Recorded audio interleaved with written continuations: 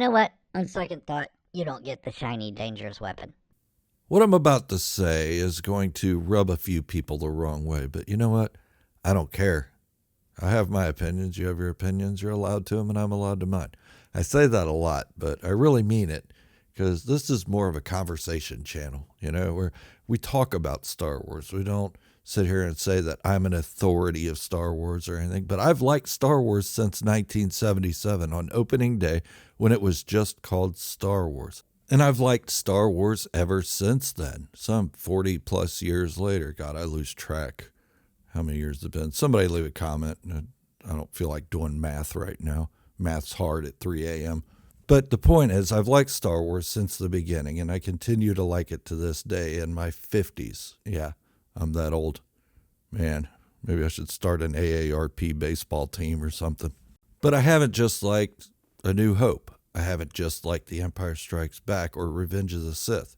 I've liked it all. Why? Because it's a passion of mine that I've grown up with, and I continue to raise my children loving Star Wars. But with the new generation comes new writers and such, and new directors and all that. Now, to say George Lucas should become part of Star Wars again, that's kind of ludicrous. He's old. He's retired.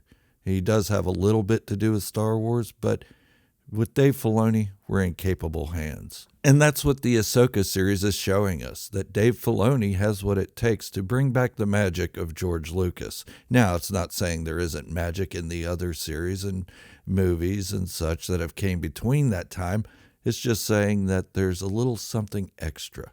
But that's what my channel's about. It's about celebrating Star Wars. It isn't about knocking it or picking apart parts I don't like and highlighting that for every single video. There are people out there that do that, and more power to them. And if that's what you're into, you want to be hate-filled all the time, then go ahead and go watch them.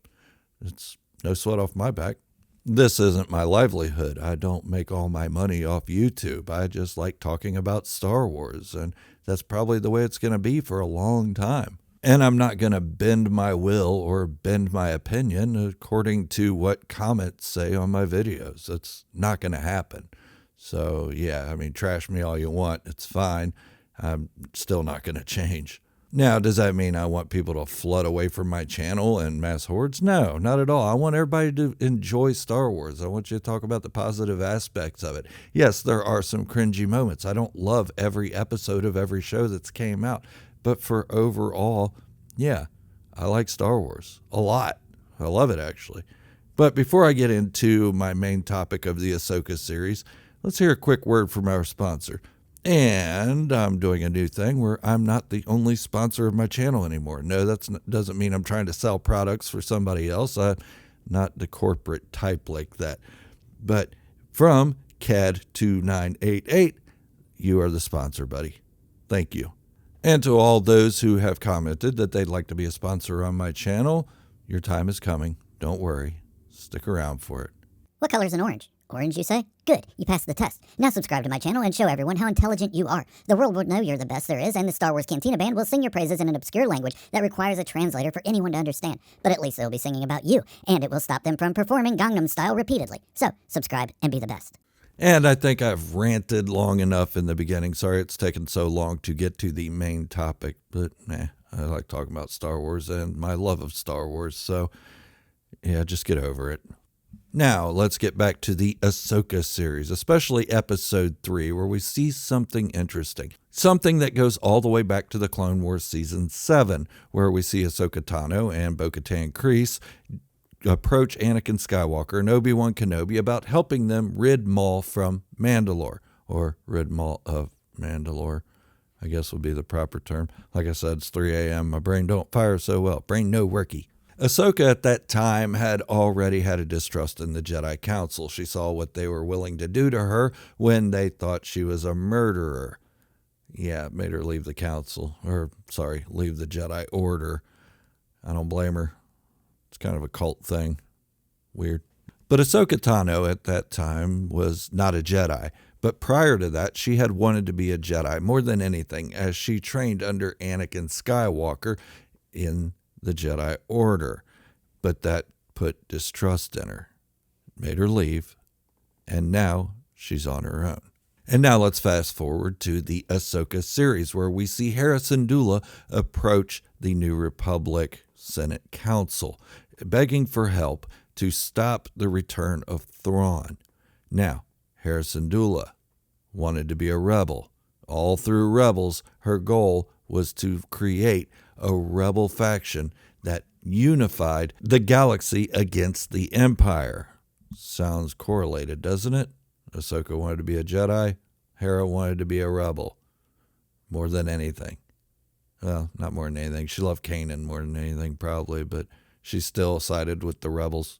Anyways, so Hera approaches the New Republic Senate and tells them what's going on. They don't believe her and pretty much say, nah, we're not going to help, throwing distrust at her. So that means that most likely Hera is going to split from the faction to go help Ahsoka.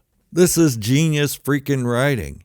I mean, it's the same kind of thing that pulled Ahsoka out of the Jedi Order and into her own way of thinking to become this magnificent Force user. And that's what's going to pull Hera out of the New Republic and show what a shining hero she really is, taking her identity of being a rebel away and making her something of her own, just as Ahsoka took her identity of being a Jedi away and becoming something of her own. And that's something we can carry into the real world. We don't have to be identified by some faction that we belong to. We are identified by our actions, our thoughts, our love, our fears, the way we help other people, the way we allow other people to come in and rescue us when we need it.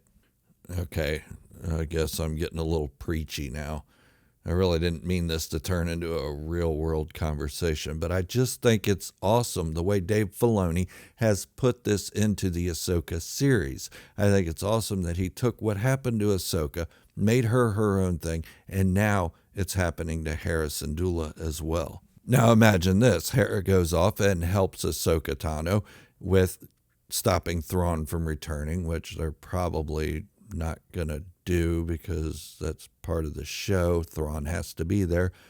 Anyways, so imagine Hera going off and helping, and then when she returns to the New Republic, she's brought up on charges of treason, abandonment, and going AWOL and that sort of thing. And if you don't think Senator Ziono, Kazuto Ziono's father, would do something like that, look what he did to his own son. Now, I'm not the biggest fan of Resistance. I hardly ever talk about it, but it is a nice little tie-in having Senator Ziono in it.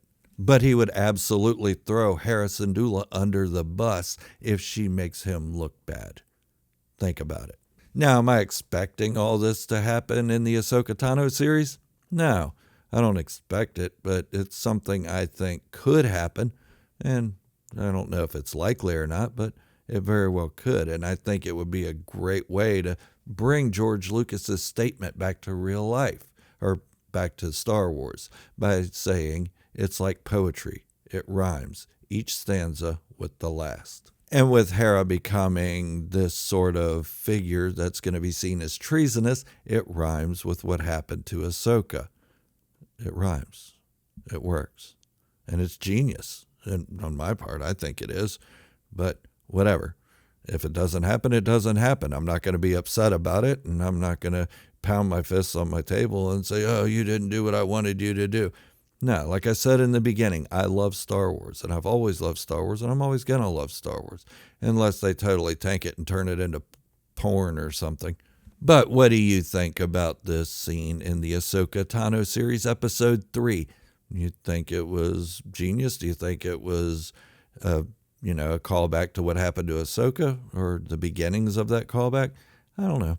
Let me know in the comments. I'd love to hear from you. And don't forget that, I am going to give shout outs to people who, leave a good comment saying they want to be a sponsor. Why not? I don't want anything from you. I don't want any money from you. I don't want any product from you, and I'm not going to sell you anything. So why not? Let's just get your name out there and see how it goes. All right, before I go, another quick word from our sponsor, CAD2988. No one can predict the Star Wars Cantina Band's set list, but they are likely singing your praises just for making it this far into the video. Subscribe now and submit your place in the history books of the Mos Eisley Cantina. And when you're finished hitting the subscribe button, play Party Rock Anthem by LMFAO over and over and over until you learn how to shuffle. Until the next video, this is Gerald, a Star Wars fanatic, signing off, wishing you all great health, happiness, and peace. Thank you all for watching, and remember, this is the way, and positivity in the Star Wars community can be the only way.